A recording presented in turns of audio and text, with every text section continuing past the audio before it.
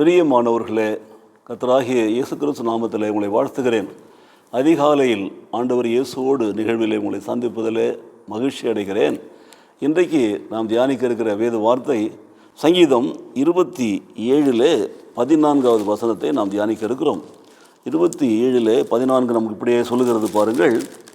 கர்த்தருக்கு காத்திரு, அவன் இருதயத்தை ஸ்திரப்படுத்துவார், திடமனதாக இருந்து கர்த்தருக்கே காத்திரு.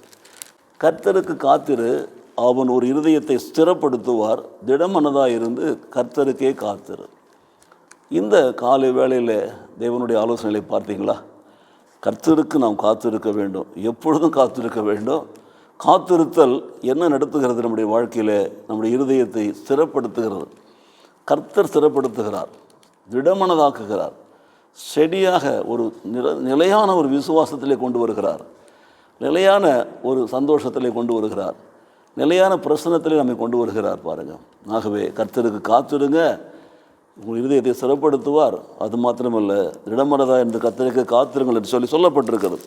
தொடர்ந்து இந்த வசனத்திற்கு ஒத்த ஒரு வசனத்தை வாசிக்கலாம். கர்த்தருக்கு காத்திருக்கிறவர்களே, நீங்கள் எல்லோரும் திடமனதாக இருங்கள், அவர் உங்களை இருதயத்தை ஸ்திரப்படுத்துவார் என்று சொல்லி நாம் சங்கீதம் 31:24 வசனத்தை வாசிக்கிறோம். காத்திருக்கிறவருடைய இருதயத்தை ஸ்திரப்படுத்துகிறார். ஸோ திடமனதாக இருந்து நாம் கர்த்தருக்கே காத்திருக்க வேண்டும். கர்த்தருக்கு காத்திருப்பதனாலே கர்த்தர் நம்முடைய இருதயத்தை ஸ்திரப்படுத்துகிறார் என்று நாம் பார்க்கிறோம்.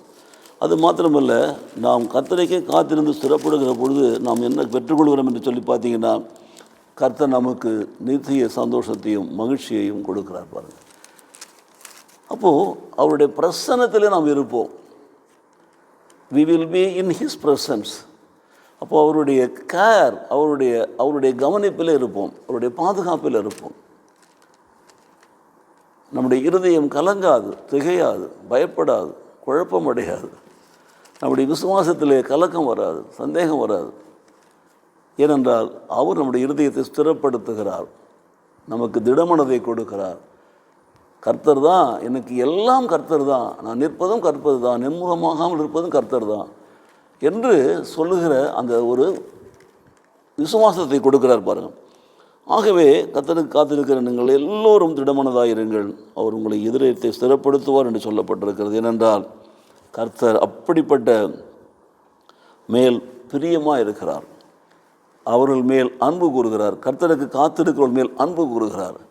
கர்த்தருக்கு காத்திருக்கிறவர்கள் மேல் அவருடைய அன்பு கூறுதல் மாத்திரமல்ல, அவருடைய வேண்டுதல்களுக்கு செவி கொடுக்கிறார், அவருடைய விண்ணப்பங்களை கேட்கிறார், அவர் ஜெபங்களுக்கு பதில் கொடுக்கிறார், அவருடைய விருப்பங்களை நிறைவேற்றுகிறார், அவருடைய திட்டங்களை உறுதிப்படுத்துகிறார், அவருடைய ஆலோசனைகளை எல்லாம் திடமனதாக இருக்கிறவருடைய ஆலோசனைகள் எல்லாம் நிறைவேற்றி கொடுக்கிறார்.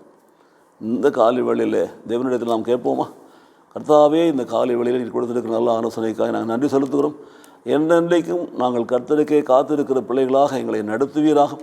அப்படி நாங்கள் காத்திருப்பதனாலே எங்கள் இருதயத்தை ஸ்திரப்படுத்துவீராக, திடமனதை கொடுப்பீராக.